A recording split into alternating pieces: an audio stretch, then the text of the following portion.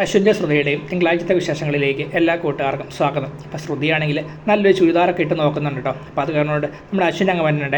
അപ്പോൾ അശ്വിൻ എന്ന് പറയുന്നുണ്ട് കേട്ടോ, എന്തൊക്കെയായാലും തനിക്ക് ഒരുപാട് ഇഷ്ടപ്പെട്ട് എടുത്ത് ഇട്ടതല്ലേ ഇതെന്തൊക്കെയായാലും, അതുകൊണ്ട് താൻ ഇത് ഊരാന്നും പോകണ്ട, ഇതെടുത്തു, ഇതിനുള്ള ബില്ല് ഞാൻ പേ ചെയ്തോളാം പറയുകയാണേ. അത് കേട്ടോടെ ശ്രുതിക്കാണ് ആകെ ദേഷ്യം കേട്ടോ. ശ്രുതി പറയുന്നുണ്ട് കേട്ടോ, എനിക്ക് എന്തൊക്കെയായാലും അശ്വിൻ സായിറാമിൻ്റെ ഒരു ടിപ്പോ ഗിഫ്റ്റോ ഒന്നും അതിൻ്റെ ആവശ്യമില്ല, എനിക്കിത് വേണ്ടാന്ന് പറഞ്ഞിട്ട് ശ്രുതിയാണെങ്കിൽ അവിടെ നിന്ന് അങ്ങോട്ട് പോവുകയാണേ. അത് കേൾക്കുന്നുണ്ട് അശ്വിനാണെങ്കിൽ ആകെ വിഷമോ സങ്കടമോ ദേഷ്യമൊക്കെ ആവുന്നുണ്ട് കേട്ടോ. അപ്പോൾ ഇവരൊക്കെ ഞാൻ ഡ്രസ്സെല്ലാം എടുത്തുകൊണ്ട് വീട്ടിലേക്ക് വരുവാണ്. അപ്പോൾ ലാവണ്യാണെങ്കിൽ ശ്രുതിനെ പോലെ ഞാൻ ഡ്രസ്സൊക്കെ ചെയ്ത് നമ്മുടെ അശ്വിൻ്റെ അടുത്തേക്ക് വരുവാണ്.